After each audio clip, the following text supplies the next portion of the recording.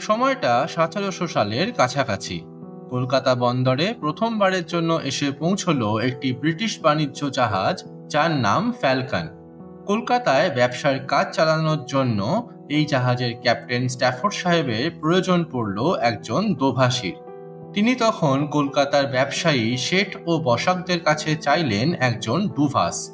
সাহেবের এই বাংলা উচ্চারণ শুনে বসাকরা ভাবলেন তার একজন ধোপার প্রয়োজন।